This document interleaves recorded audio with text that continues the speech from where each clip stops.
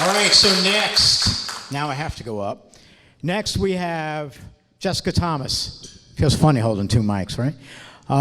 Jessica Thomas she drove 3 hours, steps are in the front.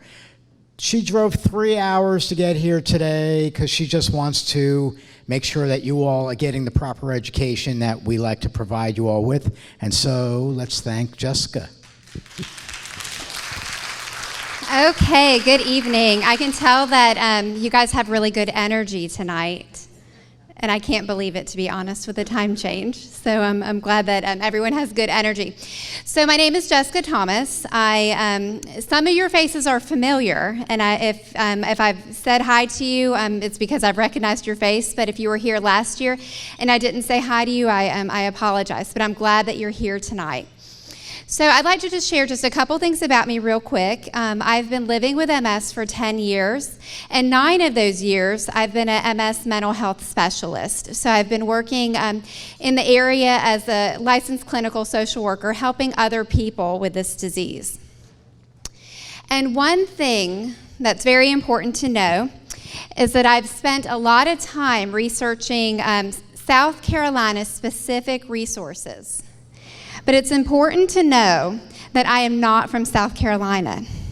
So as I get talking about resources, it'll be at the latter end of the program. Please chime in if you've used the resource, or if there's something really important to know about it that I didn't say, or if there's another resource. But I don't want a resource bash, so that's important too. But I did a lot of research. So a couple ground rules. I want you to be open today that wellness and quality of life, that we can all improve in some area of that. We can do something to improve our quality of life. And again, I want it to be interaction or interactive discussion. And please know that these are South Carolina specific resources. So if you're at home and you're watching this video and you're thinking, well, that's not here. Well, it's because I was really focusing in on South Carolina. I was here in Columbia last year for this program. And what we found is that there were a lot of people that needed connections to resources. And so I wanted to focus in on South Carolina and really in this area of Columbia. And then if you have a question, write it down. So we're going to talk about a couple of things. I'm not going to read this verbatim, but I'm going to talk a little bit about Maslow's hierarchy of needs, because this is important, because we need to understand how our needs are, and how as we accomplish certain levels we can go up more. What MS and wellness looks like, different areas of wellness, and we'll talk about community resources, quality of life, advocating for yourself. It's one of my favorite things to talk to people about, learning how to advocate for yourself. And so we're going to go ahead and get started. So Maslow's hierarchy of needs. This is back from my social work days. Just as an undergraduate, I learned this, and it's something that I use every single day when I'm working with clients. So Maslow in, I want to say it was 1943, came up with this triangle, and essentially what it is it's in order to meet one need, and we want to get to the very top, but we have to start at the very bottom, the basics. So the bottom is physiological. So if I'm working with someone and in my assessment, I realize that person doesn't have food, or they don't have access to, maybe their food stamps just got cut, or maybe with a disability they were just approved, but it's not enough. I'm going to be talking with them about resources for food, because it makes no sense talking about friendship with them, because food is more important. And then also, if I'm working with a client who comes in and he or she has their basic needs met, but they're having problems with their relationship and intimacy, and so maybe she and her spouse are having a lot of problems, I'm not going to be talking to her about self-esteem. I'm going to be talking to her about her relationship. So that's just kind of an important thing to know. And as we go through the presentation, I'm going to talk a little bit more about this hierarchy of needs and kind of thinking where you are, because we all are at a certain level. The goal is that we would eventually get to self-actualization, but that's not always the case. So there's different areas of wellness. There's spiritual. So this can be religious, even non-religious. This could be just feeling connected. Social. This is having friends, doing things, feeling connected to. That's a part of connecting, is having a social area of wellness. Physical. It seems like that's the one that a lot of people just say wellness and physical, and that's it. It's not just all about your body, but being well physically is a very important part of this.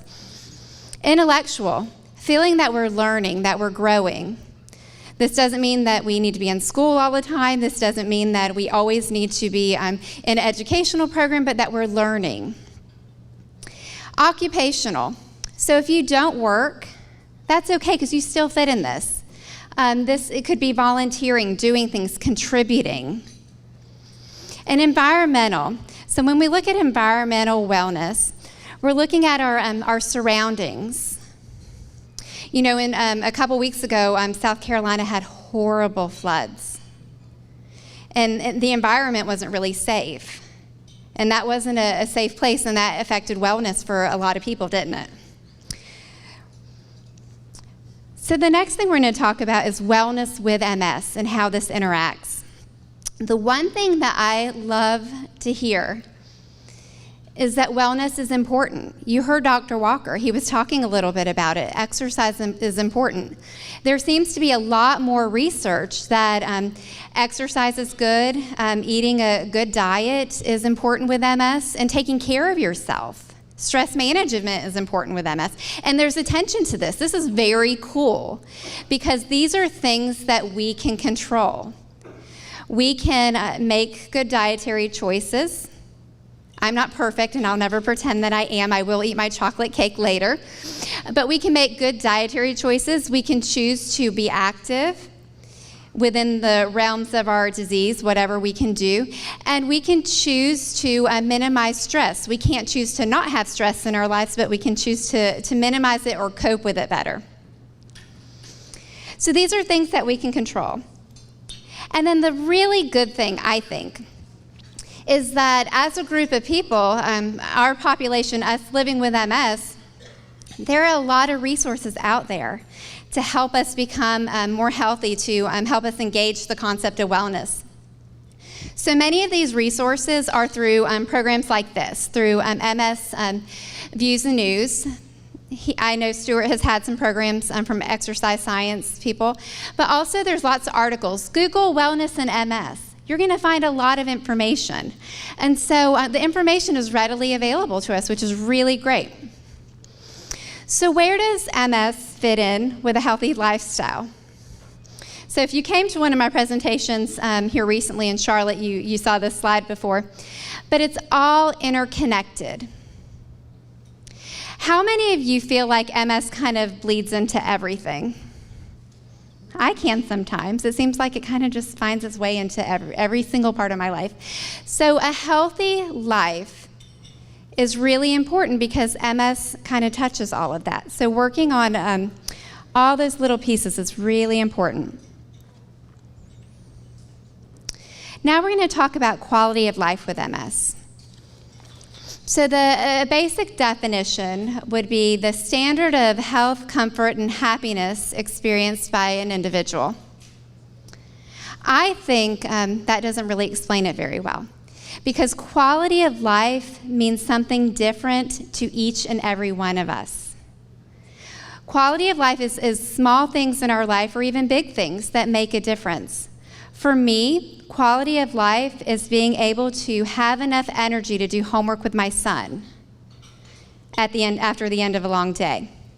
For one of my clients, quality of life is being able to control his hand so he can feed himself. Quality of life is different from person to person. And so we're going to talk about different areas of quality of life and then how community resources actually can help us with some of them, not all of them. So there's a couple aspects of quality of life that we're going to explore. And I'm going to have to switch hands real quick to get to my notes. Okay. So cognitive functioning. This is a huge quality of life area that I work with people all the time. How many of you have ever had a cognitive issue that was very frustrating? Okay. I work with clients that often they have a difficult time with cognition at work. One client I've worked with before had a difficult time remembering things that she did, important things that were important to her.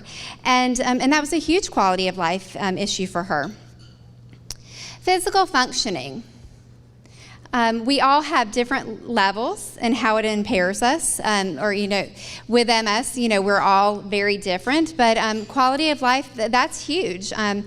If you're not able to ambulate and to get places that you need to go and you don't have access to equipment, it's a huge quality of life issue. It's huge. And sexual function. If you're not able to connect with your partner for one reason or another, maybe it's a physical thing, maybe it's an emotional thing, but that impairs your quality of life too. And then social functioning. I spend a lot of time working with people and encouraging them to connect with others because we're meant to connect.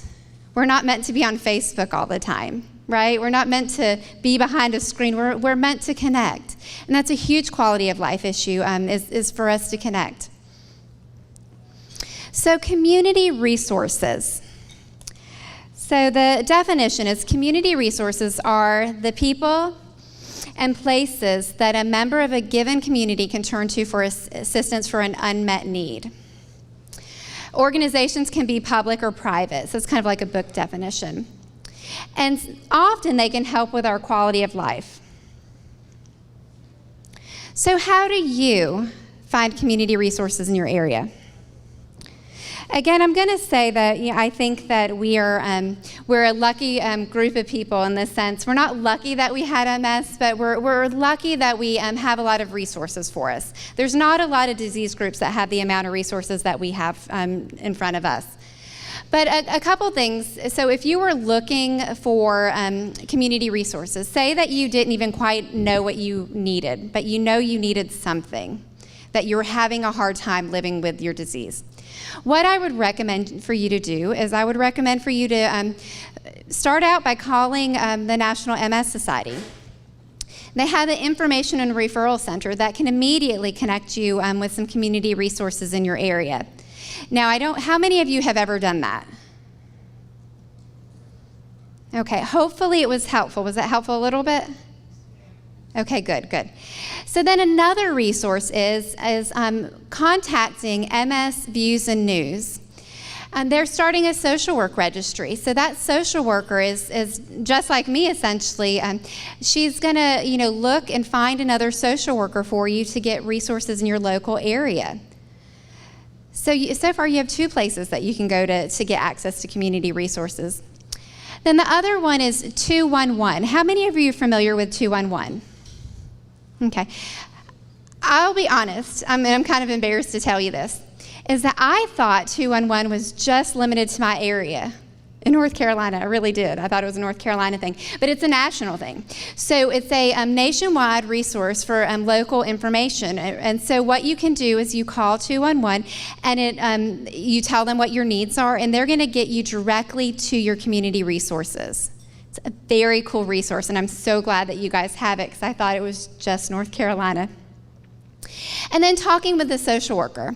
So there's different types of social workers, and there's different ways to connect with a social worker. One, you can connect to a social worker through the first 2 things, the MS Society and then also MS News and Views. The other thing or other way you can connect with a social worker is talk to your doctor. A lot of home health agencies have social workers, and they can come to your home and they can come and talk with you. Also, if you're in the hospital, there's social workers, so that's a way too. go to see an LCSW. That's a licensed clinical social worker. So that would be like a mental health professional that has the credentials to be working clinically with you, but also has all the good background of community resources. I'm very partial to being a social worker, you can tell. But that's another way that you can find a social worker. So if you look at like Psychology Today and look at for LCSWs. So resources for people living with MS. Again, we're a lucky group. There's a lot of resources for us. So MS Views and News, I always mess up. If you can see, I put news and views, but I meant to say views and news. They have educational programs, which is great. So you're here tonight, but the really, really cool thing is you can go on the YouTube and actually see programs that were done in Florida. You can see programs that were done on different topics by different presenters. So, and at any time that you want to watch it. So it's actually a really cool opportunity to get education pretty consistently. There's also the National MS Society. So resources they have direct financial assistance, they have educational programs, and they have support groups. There's some other things that they may have, and this is not a complete list for all the organizations. But then there's the MS Association America. They have cooling equipment, MRI programs. Has anyone ever used any of those? I've referred many clients to their cooling program, but they have cooling equipment that they will, you do an application and they will give it to you, which is really great because summer for the majority of us is really, really hard, right? It is for me. It's pretty horrible for me. And then there's the MS Foundation. They have support groups. I don't know if they have any in South Carolina. Do you guys know? Okay, we don't know. But they do have some support groups, and then they also have grants. They have one grant that I really love. It's called the Brighter Tomorrow Grant. And this grant is to help you with a need that you have that improves your quality of life. And that quality of life thing might be, my family can never take a vacation because our finances are always so impacted, or so small because of disability. Or I need a ramp because I just started using a walker. So really good grant programs. And then there's MS Can Do. And they do educational programs as well as webinars. And the one thing I love about MS Can Do is that everything is very positive and it's very encouraging to move forward with this disease. And I love that because that's a really helpful way of living with this disease. And then there's peer connections. So there's MS World and Patients Like Me. Now, do any of you know of any other resources I did not mention for people with MS? We have ABLE. It's an organization for... I will be talking about them in a second. Okay, perfect. Protection and Advocacy, which is protection for people with disabilities. And I'll be talking about them too. Right. Perfect. So self-advocacy. How many of you have ever had to advocate for yourself before? Okay. It can be kind of daunting a little bit, right? But there's times in our life, and especially with MS, that we find that we need to advocate for ourselves. And if you're ever in a position where you feel like you need to advocate and you can't, I want you to reach out to a social worker. We're really good at this. Reach out, call MS News and Views, or call the MS Society, but tell someone you need an advocate. But the point of advocating is obtaining what you need, to take care of yourself, to make your own choices. And I remember last year, somebody at the program asked about voting accessibility, and I'm going to be addressing that because I made sure I remembered that for you guys. And then learning to say no without feeling guilty. That's a part of advocacy that's really important. And then expressing disagreement respectfully. So there's a couple steps to self-advocacy, and sometimes I feel like this can be kind of a cycle and we might have to revisit again. But know what your needs are. So if you know that you're having trouble finding a parking spot at your local store that you shop at, Really identify the specific need. And then know your rights. And this is where the ADA, this is where the South Carolina resources are going to help you. But know what your rights are. You're very protected through the ADA to have a lot of accessibility needs met through basic things like going to stores and buildings, to also work. And then asserting yourself, or being specific actually, finding exactly what it is that you want to ask for. Because if you go to your local store and you say, I want you to have half of your parking lot handicap accessible, that's not going to be specific enough for them. If you can say, in the front of your store, I need for you to at least have 2 spots that are handicap accessible, that are within, this X number walking distance to your store, then you're going to have better luck. And then getting support. This is one of the most important parts. So finding the people, is it your support group? Is it other peers? Is it other MS organizations? People that will get behind you, because they will. So don't be shy about asking for help. It doesn't mean you're weak. It only means you're wise. It's true. So this right here is a book. Is anyone familiar with this resource? Okay. It's Living Independently in South Carolina. I was so excited to stumble upon this. So excited. Because honest to goodness, I worked for the MS Society for years, and I really wasn't very well versed on South Carolina resources. And I didn't know what to expect when I started the Google search, that we all have done a Google search before I had that open. And I started looking around, and I came upon this book. And it has so many resources for you guys. I'm going to talk a little bit about them, but I highly encourage for you to listen back at this program, look back at it, and then get this address and plug it in and save it to your desktop, because this resource is for you guys. This is for everyone in South Carolina at home that has a disability.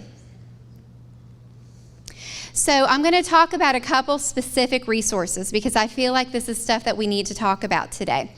So we're going to talk a little bit about transportation, vehicle modifications, some tax resources, voting information, mental health, service dogs, library services for the disabled, VR, vocational rehabilitation, and advocacy.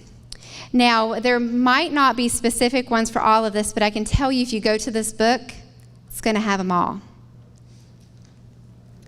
So the first one I'm going to talk about is the South Carolina Assistive Technology Program. How many of you have used assistive technology before?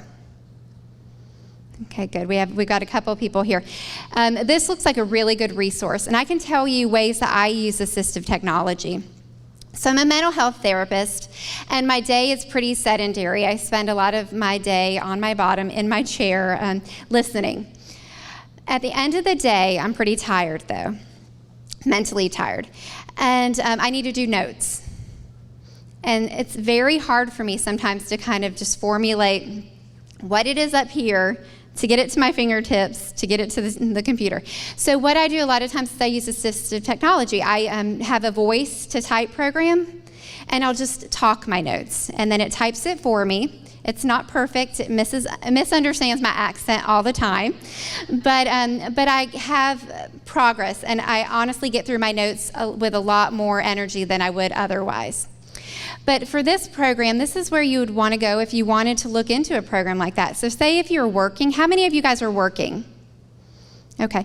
If you're working and you're struggling with a component of your job, especially with technology, contact them, because they're going to be able to help problem solve and see, well, would a voice-to-text program work? I have a client, actually, that was a student at the local community college, and his quality of life is so much better because he's in school. And he relied heavily on programs through assistive technology because he can't use his hands. He has very bad spasticity in his hands, and they look a lot kind of like tremors for him, but he can't use his hands freely to type or to even really rely on to hold a book, etc. So assistive technology is really important for him. Then there's South Carolina Access. And this is a service to help older adults, people with disabilities, and those for caregivers access information about long-term care support and need services. And so this is kind of like an information and referral center.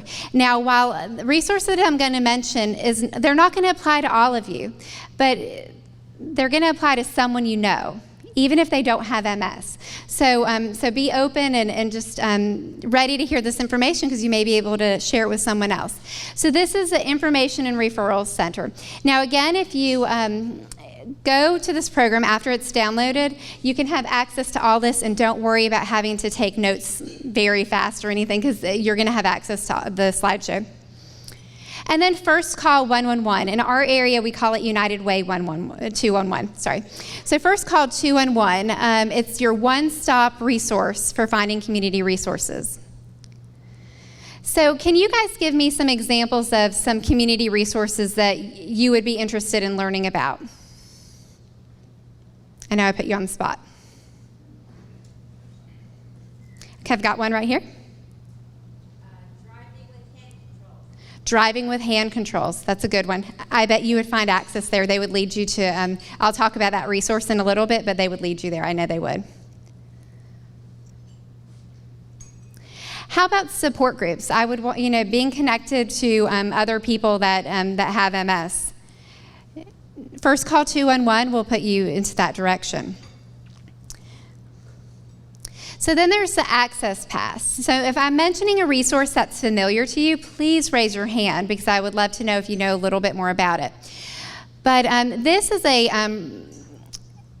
program that allows you to go to federally operated parks, monuments, historic sites, recreation areas, wildlife refuges for people who are elderly, blind, or have permanent disabilities.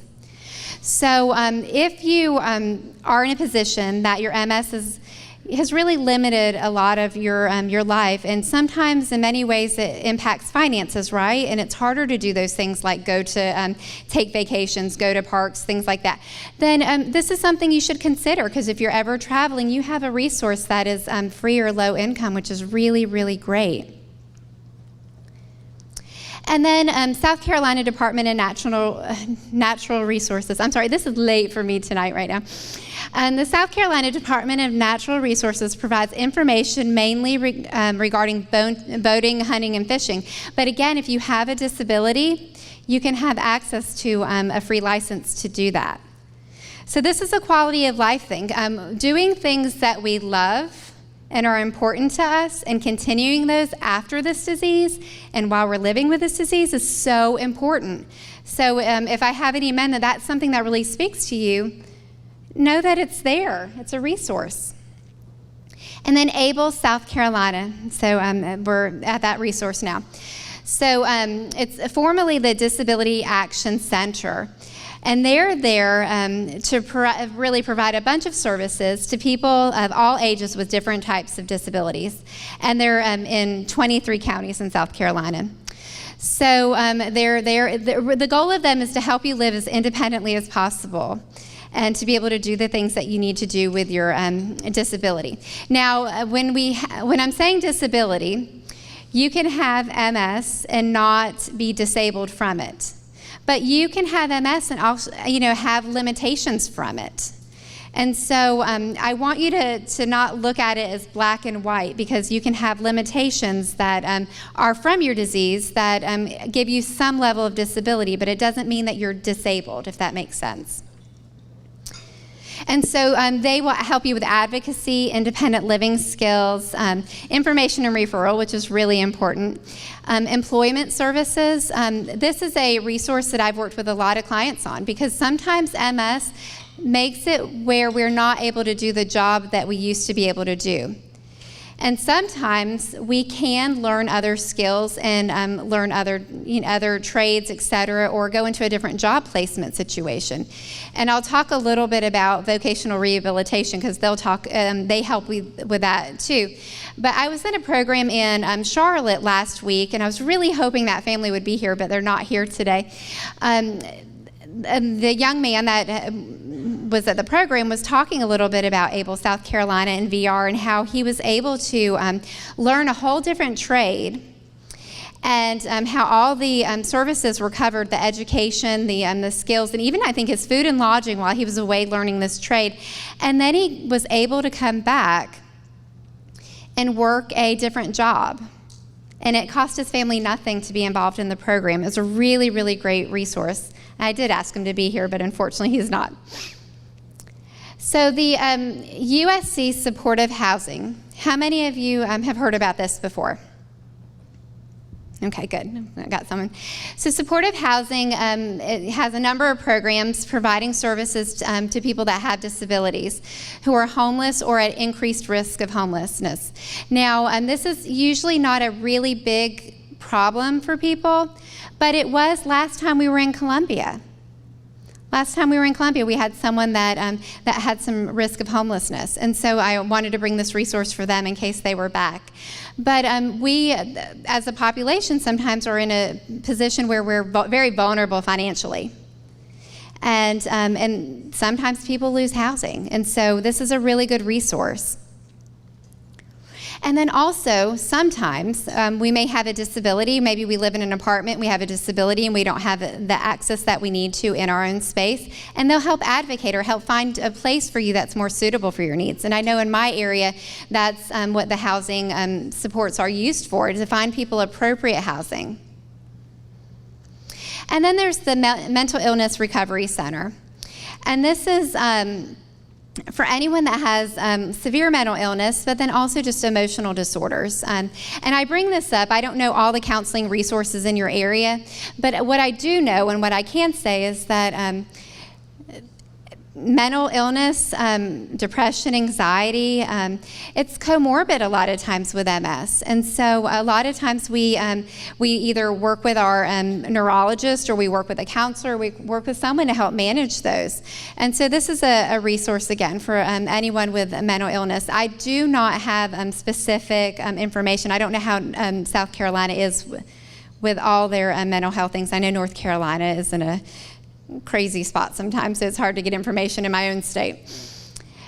Then there's the housing choice voucher.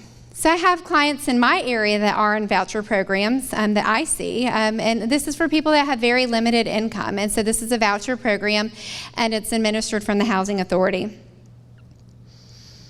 And then this, I liked this resource. I had to pick and choose. You guys have so many resources in this book, I promise. So Healing Properties provides income-based housing to individuals who are currently homeless and receive either SSI or SSDI. It's a hope that every client is given a stable place to call home and the ability to live self-sufficiently. So someone who is on SSI, Social Security income, or Social Security disability income, this is a really good resource. Because if you're at risk for homelessness, there's an opportunity to get housing. And then VR, one of my favorite resources. This one is on the Home Modification Loan Program. How many of you have ever had to utilize home modifications? Or had to get home modifications? Okay. I'm not raising my hand for me. I was just raising my hand to see if you guys, anyone had. So I'm going to tell you about some clients that have had some home modifications. My prior experience is working with MS, of course, but I also work with ALS, Lou Gehrig's disease. And with ALS, the VR program is incredibly helpful, and even with MS too. And so some examples of home modifications may be adding a ramp to the front of your door.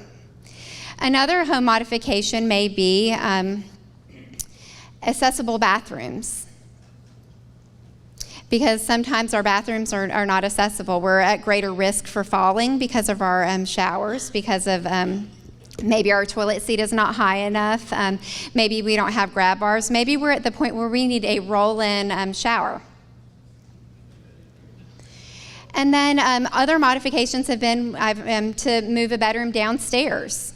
I worked with a client one time that his bedroom was upstairs, and he could not get downstairs to be with his family. He was kind of stuck upstairs all the time, and so moving a bedroom downstairs. This is a great resource.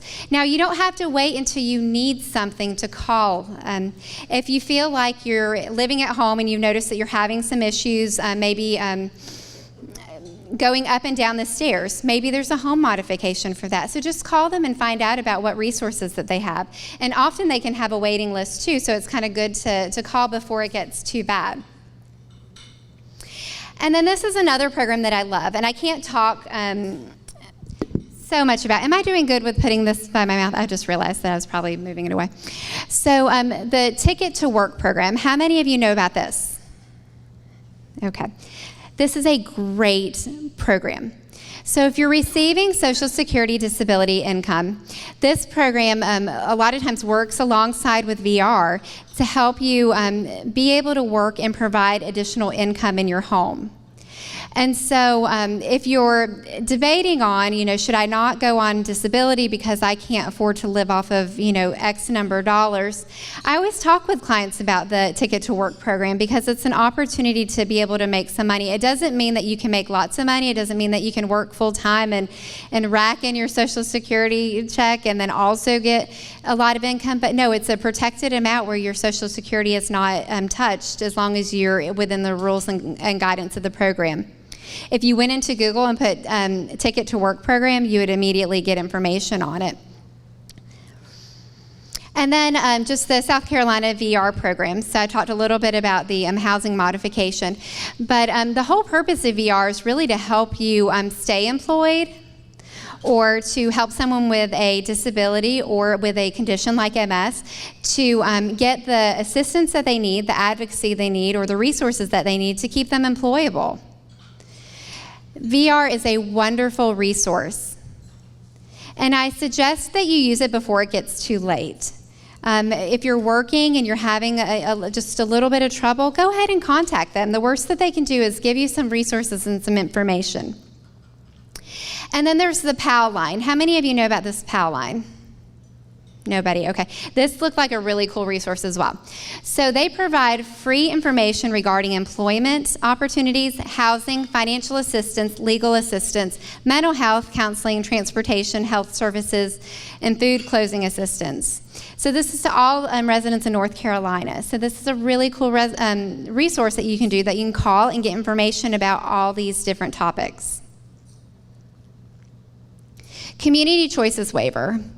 And this is for people with more progressive illness, but it's a great resource. And it helps with services, in-home services.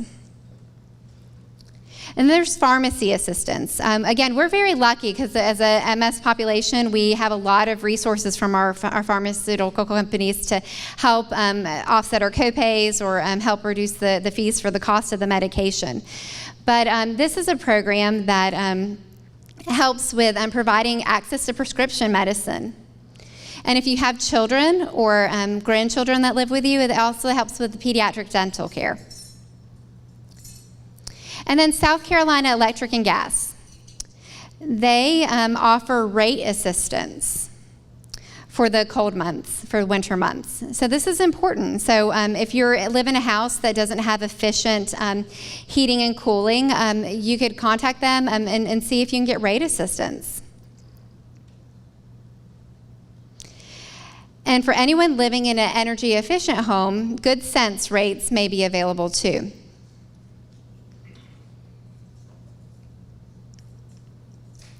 And then there's SafeLink Wireless. How many of you are aware of like the Life Alert program? Okay. So Life Alert program, for those of you that don't know, is a device that you can wear if you're, say that you live at home by yourself or even live with your caregiver, but like a pendant that you can wear that in the case that you're not safe or you don't feel safe or you're at a risk for falling or you have fallen, that you can press and it would alert the company, and then they would come and they would call and see how you're doing, and then really assess the situation, either call medical help or call your neighbor to help you, etc. So this is a program that offers like a wireless phone. It's not the Life Alert, I'm sorry. So this one offers the wireless phone at no charge to participants along with 3 monthly plans. So this program, I'm sorry, I talked about the Life Alert program, which will be coming up. This program is to help people that are low income get access to a cell phone. And then there's the Benefit Bank.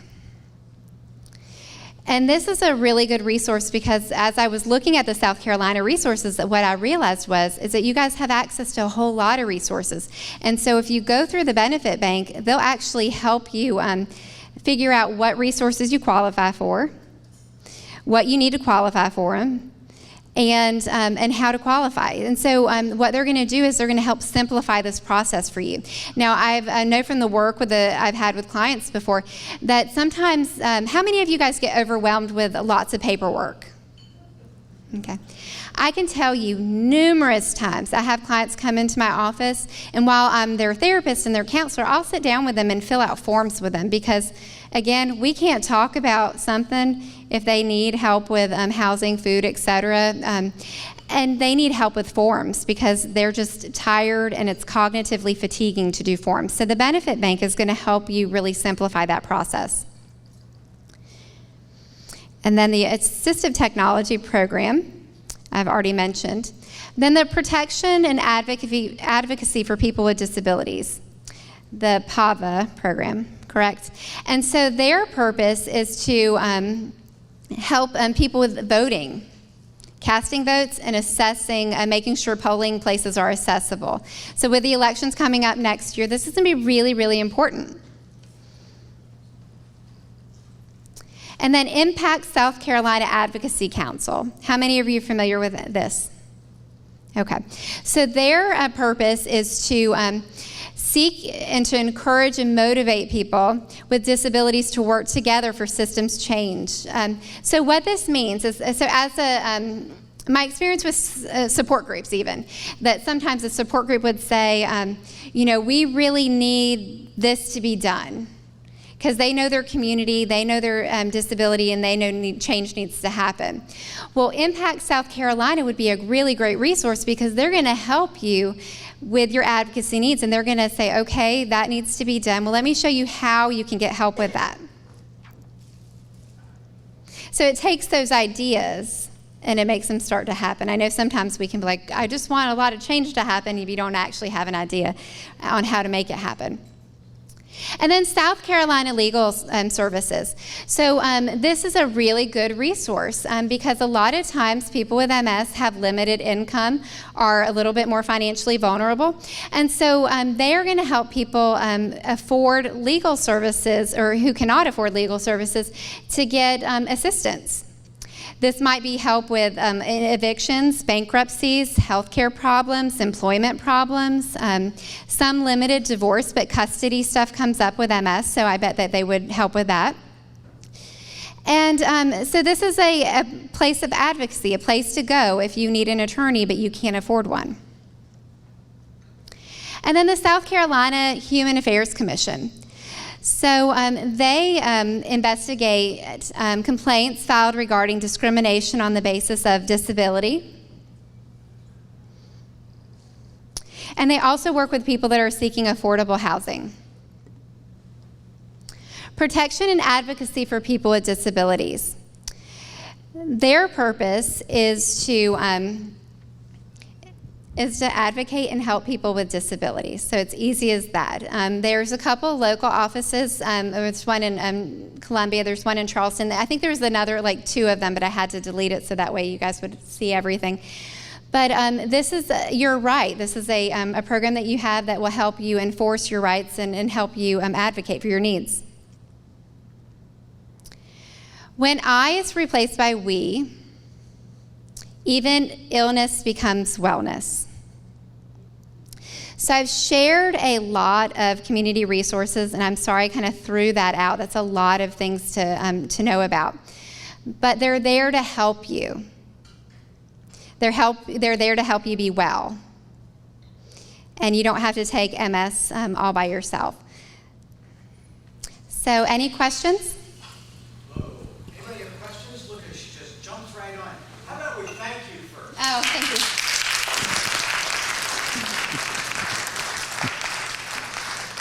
You and Dr. Walker just surprised me right away with questions. Does anybody have questions? Oh, look, we're going to start again. What? The book, how do you, instead of going online, can you order it, or where can you get the book without going online? Do you have access to a computer? Yeah. Okay, so if you have access to a computer, what I would do, I would find it was hundreds of pages that I went through, guys. So what I would do is I would call the number. I believe that on the front page there's a number, but if not, there's a number that you'll be able to find on that website, and or on the first couple pages, and call them and see if they'll send you a printed copy. A lot of, in North Carolina, we have a very similar resource book, and they'll send you a printed copy. So what about the printed copy of the information you provided tonight?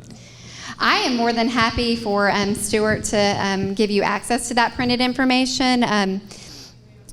Stuart, is there any way that we can get them a copy of the PowerPoint since it has so many specific resources? They will be able to see it as soon as we put it up on YouTube. Okay. Right? So y'all will just have to know that you're just going to have to go to the YouTube channel, and then you'll be able to see it all right there. And there's a link on there, Bob, that you can then just share it, right to your email address, so that way you can use it for whatever you wish. One moment, please. I appreciate the information, but you're saying that I had flood damage, during the flood here the other week. You're saying that somebody there might be able to help with my roofing and everything? So the resources that I mentioned, I believe, were like the home modification program. So that is a little bit different, because the modification, program is to help make your home more accessible for you. Of course, you're at a basic need. So when we think about like that hierarchy of needs, you're kind of like, you're on like safety, right? You're like on the second level, like safety. So for those resources, I don't know specifically, but where I would start is I would call, I would call your local community, and I'd maybe call, maybe even VR, or independent living through vocational rehabilitation, and kind of see what they're referring people to go to. I would also call the Red Cross, see what they're saying. And it looks like they're not saying much. I would also call the Information and Referral Center, and I would also call the social worker through MS News and Views as well. And because by calling them, they're going to get you connected to who you need to be connected with, because it can be very overwhelming to have a problem like that. And so you need some people advocating for you and researching for you. And then United Way 211, back to that. And the Ombudsman's office is what someone said. Right here. Okay, I just wanted to ask, because you had a nice info on the screen, but I couldn't type fast enough to put it up there. So what is there in North Carolina that is equivalent to the South Carolina ABLE program? I don't know the name of it specifically right now, but I could research it for you. So should I write down your email and email you and remind you? How about after the program, I'll get your email, and then I'll make sure I get it for you. I know all the local communities have disability resource centers, and I also know that the MS Society would link you to the correct place, but I will find out for you. All right, any other questions? No questions? Okay, so again, you'll be able to see everything that she just said, and you'll be able to see it on our YouTube channel. Did you have a question? Wait. I just wanted this phone number for Pal. What phone number? Pal, PAL? yes. Do you know the PAL phone number? The PAL phone number I know is on. It was on there, but It was not on there? Okay. Oh, it was on there. Okay, so again, though, we will send out a blast email to everybody here to let you know when we have it published online, and then you'll be able to watch it and pick it up. And by the way, you don't have to watch the entire video. You can speed it up or slow it down or backtrack or fast forward or pause if you have to use the bathroom, and then get back to it again. 1 minute, we have another question here.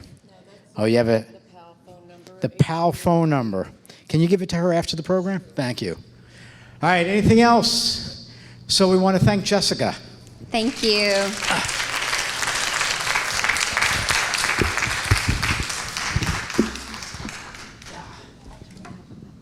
I'll do it in a minute. Thanks. No steps there. All right. So everybody, before I get into what's coming up next, I just want to remind you all that I want to thank Genzyme for giving us the dollars to do tonight's program, because we could not possibly do this for you without them. So again, I want to thank them. Thank you.